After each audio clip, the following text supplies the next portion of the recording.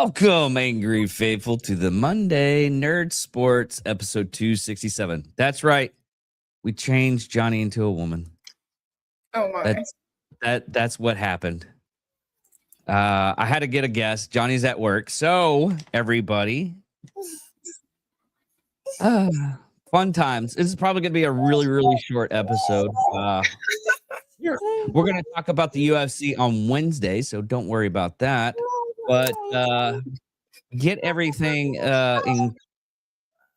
Here's our weird sport for this week, just as starters. You gotta check this out. This is an actual sport now. Racing League live. Kimmy the Iceman Hamptonelli. But yeah, basically they put hamsters in these cars and they race them. Oh my. Look, the pink one's winning. Go girls. And you can bet on these on Polymarket. It's doing like a reverse wheelie. Yeah, well, it's a wheel, so it goes forward or backwards. So when they go backwards, the front end pops up?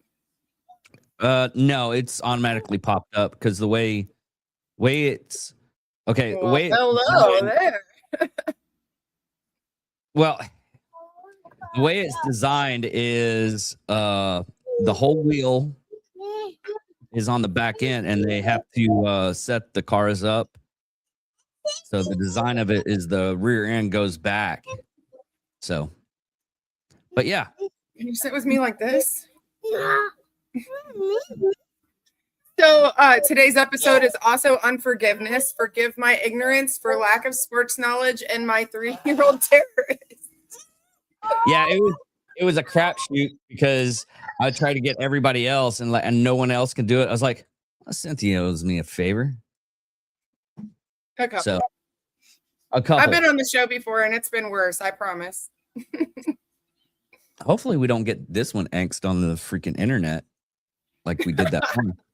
Hey, I went over that episode. All we talked about was a TV show called Utopia. Apparently they don't want anybody to know that. Are you talking about the bug episode? No, the bug episode. It was perfectly fine. There was one episode that there is one episode with Matt that it got taken down only because Matt was talking about one of his sponsorships, and his sponsorship was drug affiliated, so they angst the whole episode. So, are you talking about a ghost? No, we're talking about a ghost. Oh, mentioning that. Apparently, guess what I found out that this weekend? You know Lizzie Borden? I don't think I do. Lizzie Borden killed her family with an axe.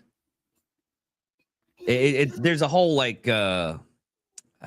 guess it would be a poem or a little song thing, but she killed her. Supposedly, she didn't. There's no documentation that she actually did it. She got away with it. So she killed her dad and killed her mother, and I think that was it. And her sister lived in this ritzy area. Anyways, you can go and have a sleepover at the house. It's what are those little houses?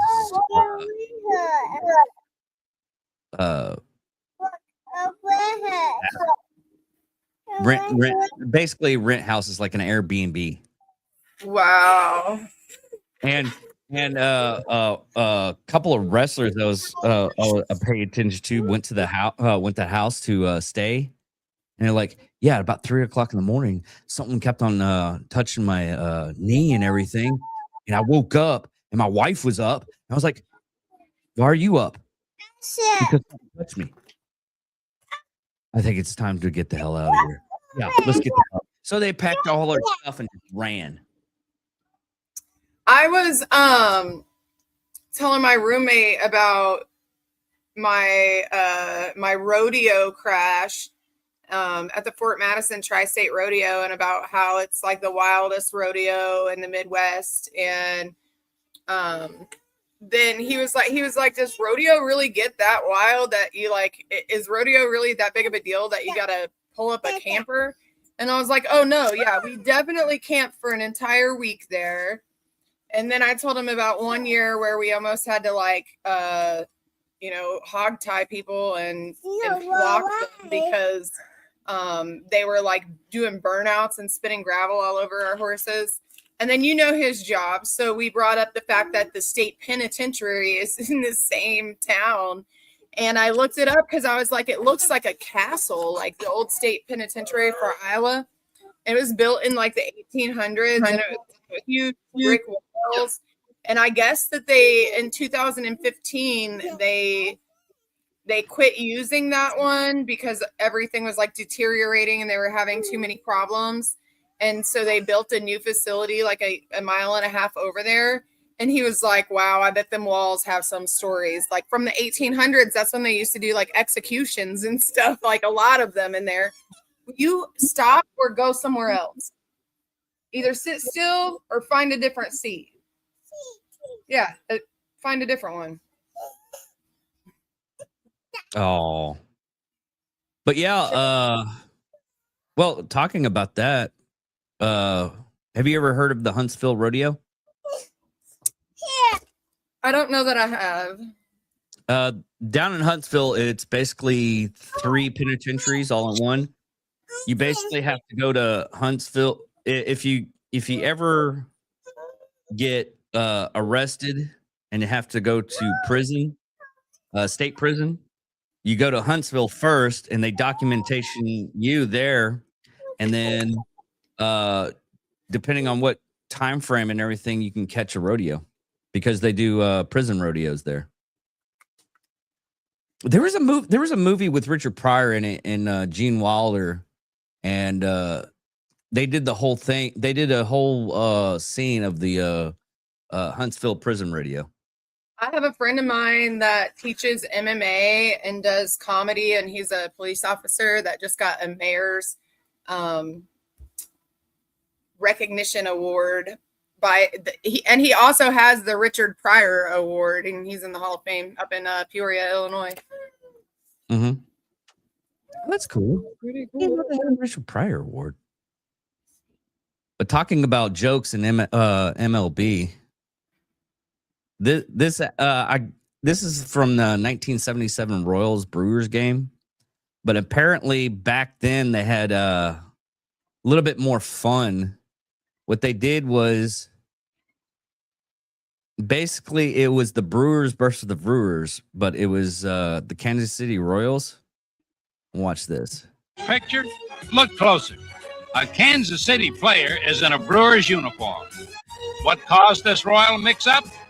It seems someone broke into the KC locker room and stole most of their uniforms. Here's a Milwaukee Brewer hitting the ball and a Milwaukee Brewer catching the ball. Why is it? I mean, that's kind of funny doing that. But the music on that video just remind me of, there's kids around, so I won't say it. But you know what I'm talking about. Bro.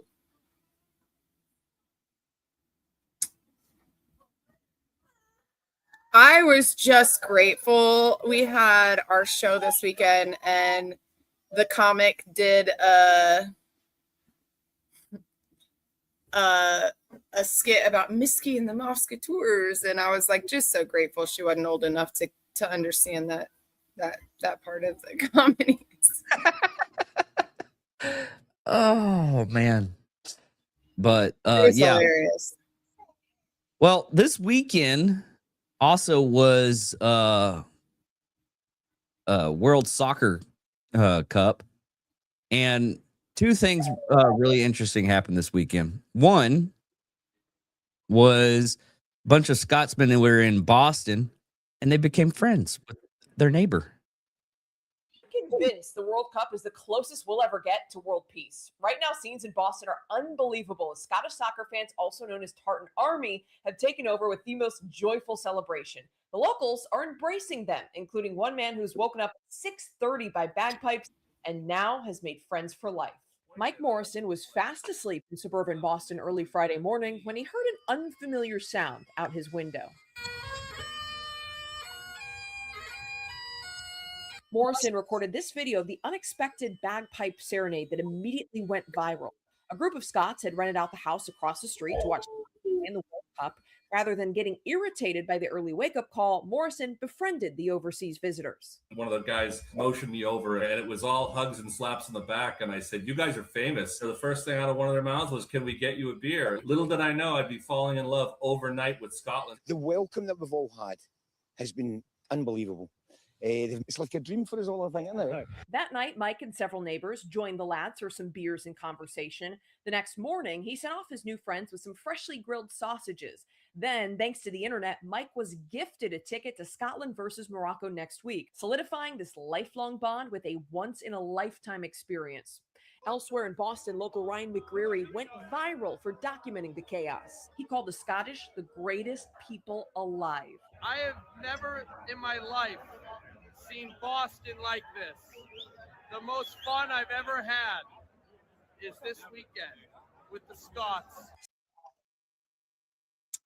I knew that's what I was going to say. The one thing that I did know about sports was that there had to be something soccer going on because they have that filter on Snapchat.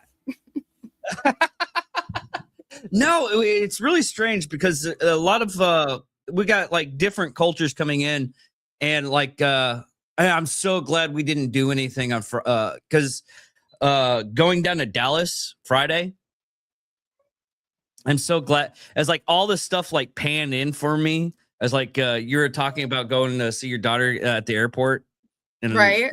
You, thank God we didn't, because and I'm looking at that like.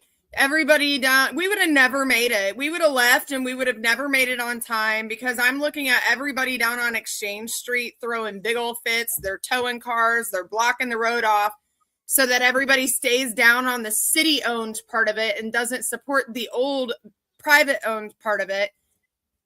Politics. It's fun. Yeah. But the weird thing is Japan, because the way that, let me get to the one. Okay, there we go. I had to get, there's two things with the Japan one. This is what Japan does after they got done watching the soccer game. Take your experience in FIFA investment with Big Screen Matches by using much more FIFA.com for all the information you need.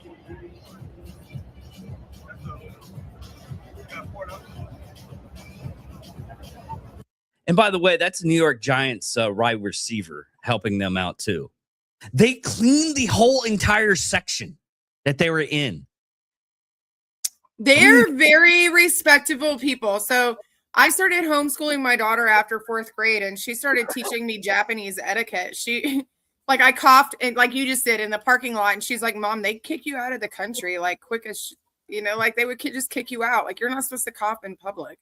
You're not supposed to sneeze in public. And I'm like, then what do you do? Like, and she's having huge culture shock over there because a lot of your food is raw fish. It's like either $200 Wagyu beef or raw fish. Those are your options. Or seaweed wrapped rice. That's pretty much sums up Japan. Well, they got vending machines. They're vending. Do they have like a whole like I think it was a town of just vending machines. Some of them like from back in the 60s and 70s, but that's their whole deal is vending machines. You can get anything out of a vending machine.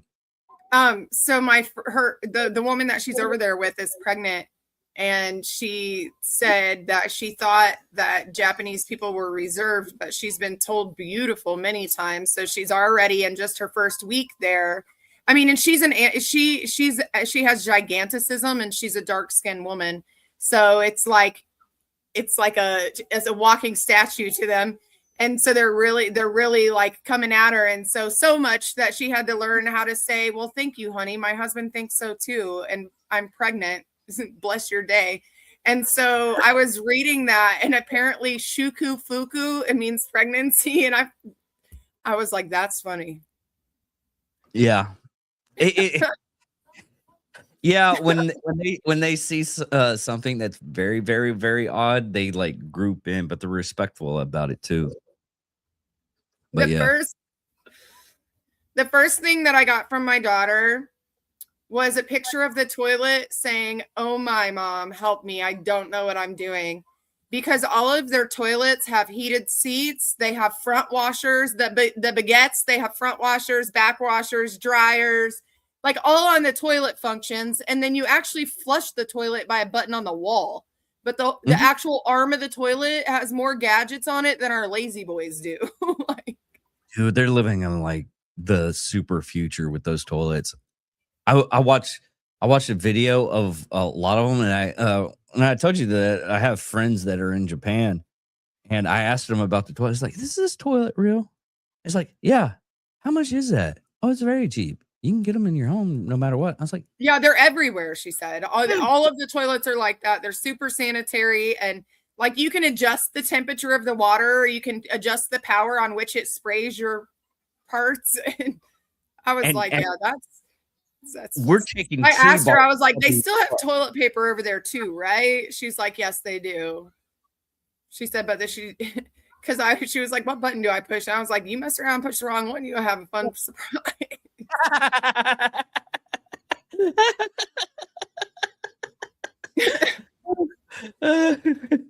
Better hope it's not cold. Yeah. No, when I was in France, that was my first contact with the bidet, and I was like, "What is this?" That's not a good button. They had so much of their stuff. So like their city is like city. There's not a lot of greenery around their city. Like you might find bushes here and there, but it looks like a concrete jungle. And a lot of like the places where you go to eat look like you're going into a Subway or something, like what you would envision a Subway here. Like it's like you go down a bunch of stairs and then you end up in a street mart. Oh, did she go to the 7-Eleven yet? She actually sent me pictures of them Ubering away from the 7-Eleven. They walked a mile and a half for creeps and then Ubered away from the 7-Eleven. No, the 7-Eleven, dude, the 7-Elevens there aren't like ours. They're like super, super plush. It's like going into like a Buc-ee's almost. They all their food is fresh. You have to get like cups of ice, and then whatever you're drinking comes like the applesauce paste things. That's where it comes. You basically use that and you pour it into the ice cup. Yeah. Meanwhile, in America, we walk into bathrooms that make 3-year-olds' mouths drop because there's toilet paper everywhere on the floor. That happened yesterday or Saturday night on the way home. And what was funny was I was explaining to her because she was literally so stunned that the bathroom looked like that at 3 years old. And I was like, I know it's a mess, huh? Someone needs to do their job and clean up the bathroom, huh? And she's all agreeing with me. And then I hear that there's someone else in the bathroom using the bathroom. And then when we come out, it was actually a worker who started putting toilet paper away. And as we left, I was like, I hope she can find a broom too. And then I went outside and told my roommate about it. And he came back out and he was like, ours was just as bad, if not worse than what you described. And I saw a little lady standing outside and I told her, hey, y'all might need to help this facility out a little bit. And he described her and I was like, that's funny. I think she got the same message twice. He said, that might've been a message from God. I said, it took me, I was so tempted to just make a video and be like, you guys don't understand. You're not just restroom workers. You're the ones who are keeping COVID from spreading around the country. Clean the bathroom, please. Yeah. Well, that's what That's my like on our trip back. I didn't when you asked us like can we go stop for a restroom break? I went straight to that barbecue place in Henrietta, only because I knew they had a good bathroom. It was either that or Bucky's. We were like an hour and a half away. You know what happened to that freaking gas station in Henrietta that we were at? There was a truck that was on fire. Why do you seem so like pyro? That's the word for it. How is the truck on fire? Like, did someone set the truck on fire? What is the what is the joy and excitement I hear in your voice about a truck being on fire? Hey, some enjoyments are very, very small for us men. You just put it in like sabotage. Fire! Yes. Now I must kill a beast and cook it on this fire. See, that's it. That's guys. We're that simple. Do you go out to Jolly for the fireworks if you're that like into fire? Because they have a lot of fires out there when people are lighting off fireworks. And it actually, the first year I was terrified, but the second year wasn't so bad. I think there was less people and less fires, but the first year was pretty chaotic. I think my brother-in-law is probably around about about 10 minutes away from that truck stop area. And we see it all the time. The first time I was out there, I was like, somebody's gonna die. Yeah.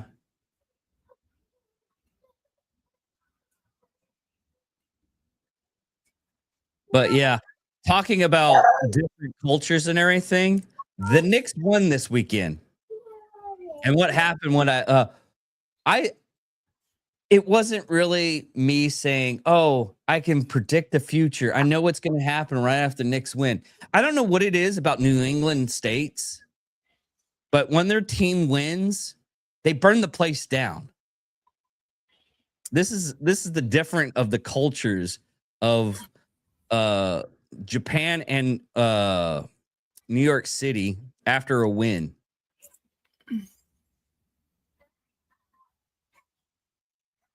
Yeah, they rioted it. Here's another one. Bring this up.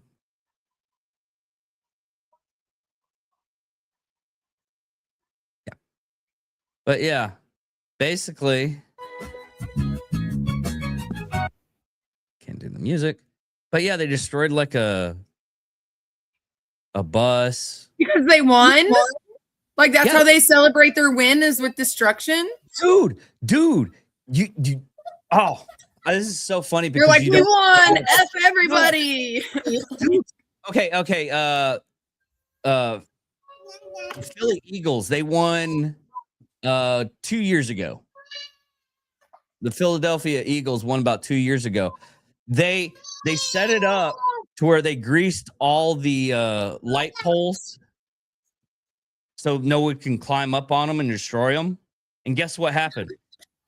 They climbed up on them and destroyed them.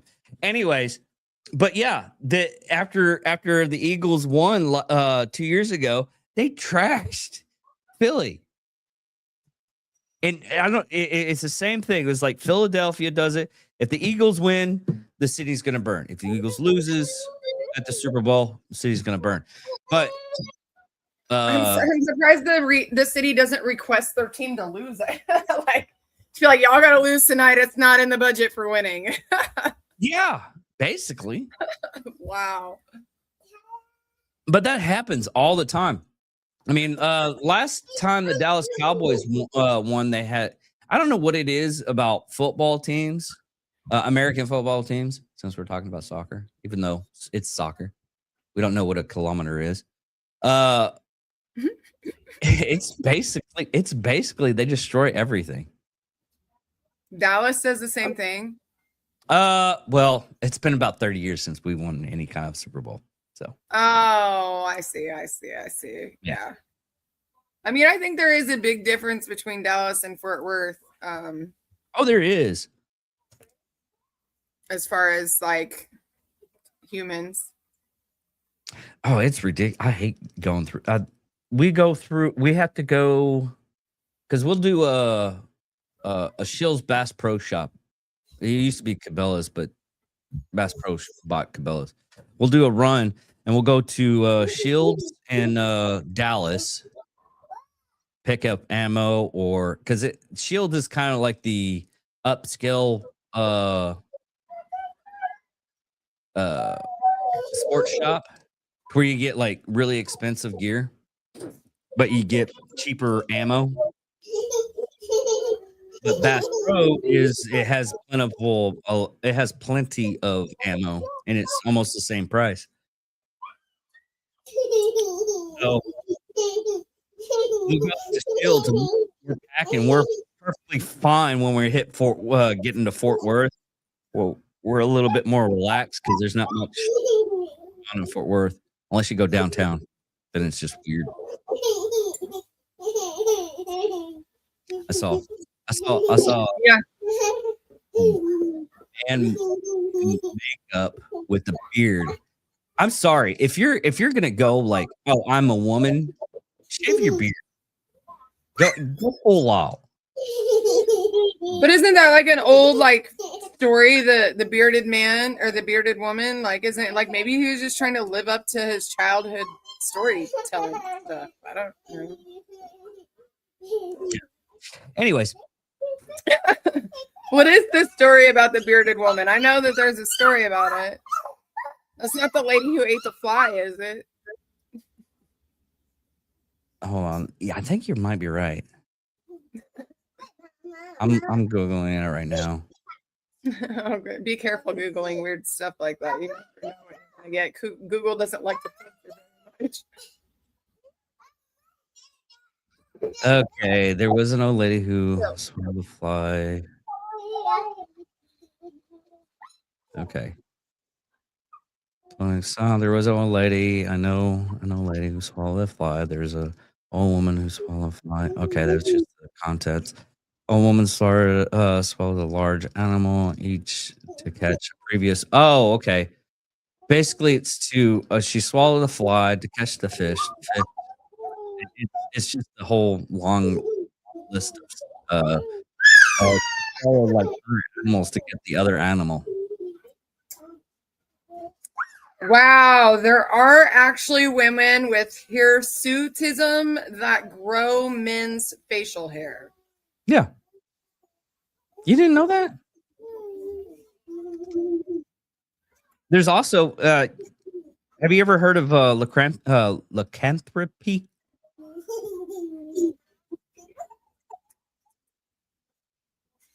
What was it? Lycanthropy. I don't know. Lycanthropy. Lycanthropy? Yeah. Lycanthropy. Lycanthropy. I'm about to look it up. I'm scared.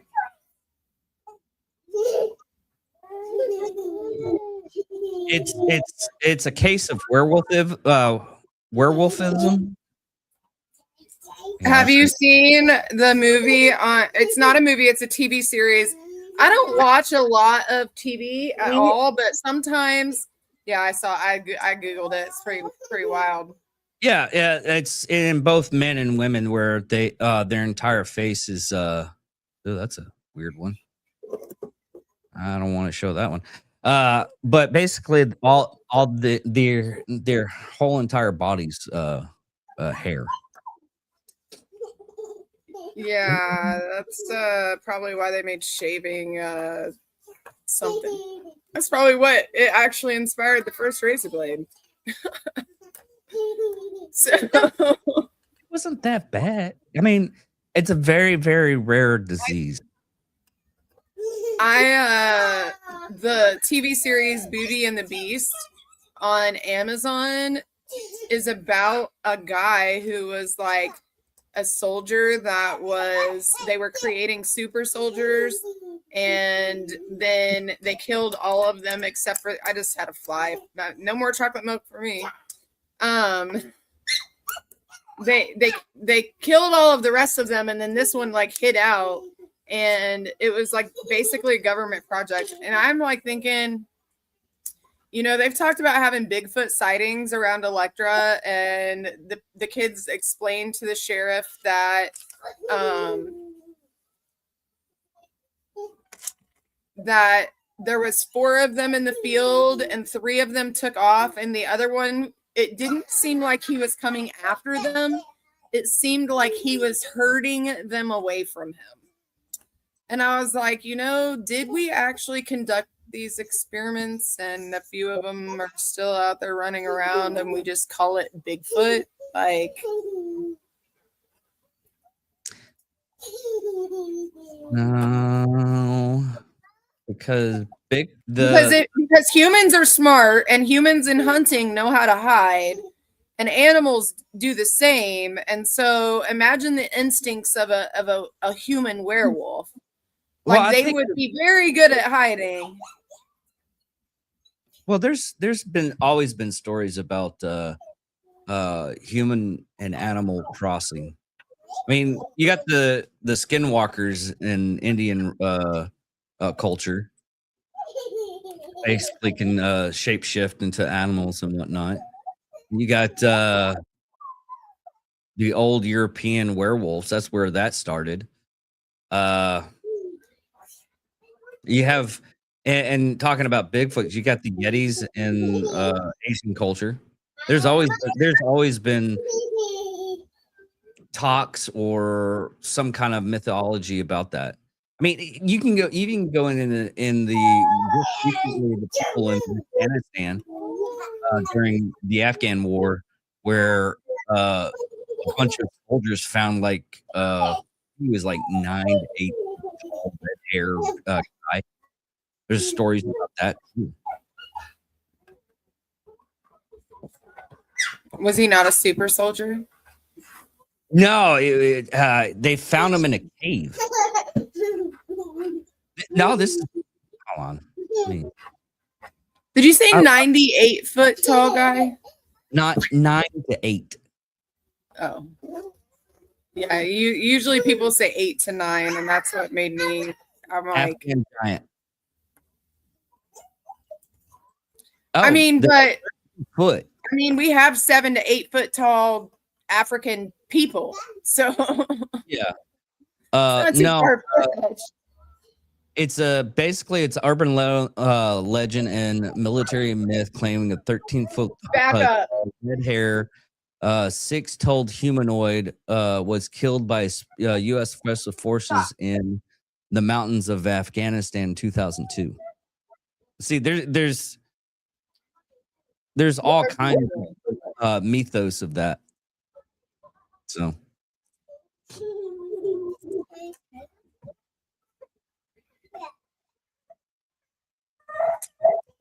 She trying to kill you again? No, so the baby has started this thing, like, I don't know if she's trying to help me change her diaper or if she's just trying to learn new stuff, but she started, like, she hasn't crawled yet, but I think she's like 1 step away from a crab walk. So I leaned her up against the back of the couch, and the couch is laid back, and she like kicked her back end up. So she's just like, she's doing a she's doing a bend on the couch. I'm like, you're standing up, but you're not standing up. You're laying down, but you're not laying down. What are you doing? Trying to get away from her sister is what she's doing. It's probably true. She's driving you crazy, huh?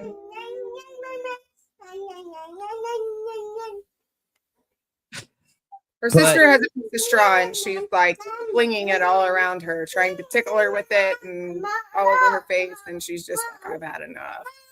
Get me out of here. I'm gonna back bend walk like those creepy people on those sci-fi videos where like the hauntings and stuff. You know how they like get on? They do the crab, that creepy crab walk. No. Okay. Like 1 step away from a 6-month-old exorcism over here, I think is what's happening. No, back when my daughter was like 2, they had like I finally had like a good time frame where I could took the day off to where I could hang out with her on Valentine's Day because her daycare had like a little. There, Leave her alone. Go find something else to do. We were supposed to like. I can't. We were supposed to deliver like cupcakes and hang out with the kids and everything. Just everybody get to know the parents type thing.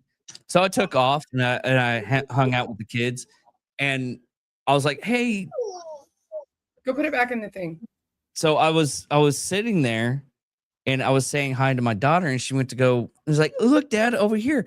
And she came. She went to go get something, and I had all these like little kids. Just have you ever seen Children of the Corn, where the kids? I was a child of the corn. Well, these kids just looked at me like I was the most fascinating thing in the world, and it freaked me out. I was like, I'm gonna have to kick some kids. This is the moment where I die, because that's what it looked like. And this little girl is like handing me like pieces of torn up paper. I was like, okay, thank you. But it was so Then weird. go.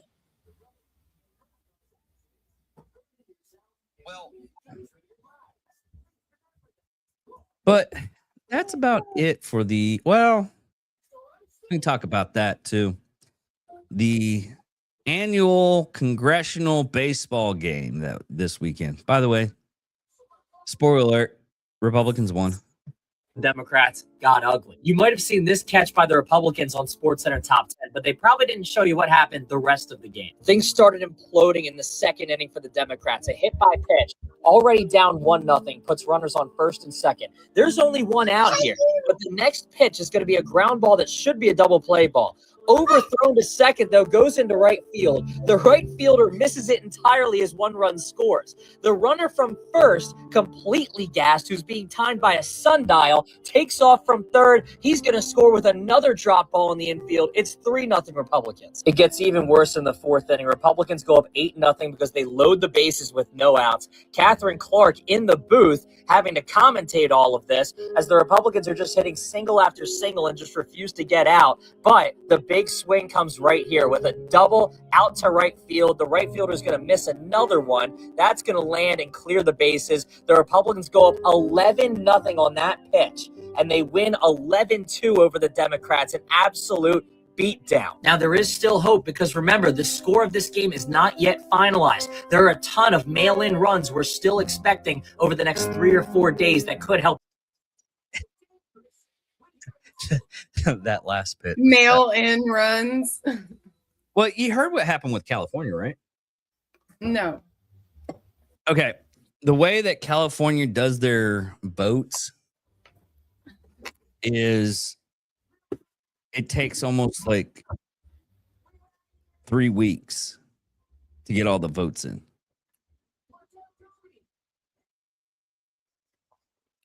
And I lived in Florida in 2004 when dead people were voting. So I that's a flawed system. yeah. And they're both puppets on the same side. There's like somebody pulling the strings and none of that. It's like this. Like Yeah, it really is on take both the sides. dust, kids. Take the dust. Yeah.